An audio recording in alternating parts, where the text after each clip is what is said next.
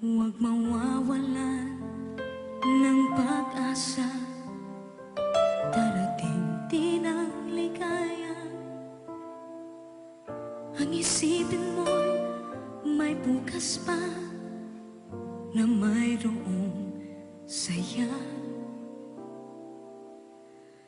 Kabigo ay hindi hadlang upang tumakas ka. Huwag kang iiwas pag nabibigo, dapat nga lumaban ka.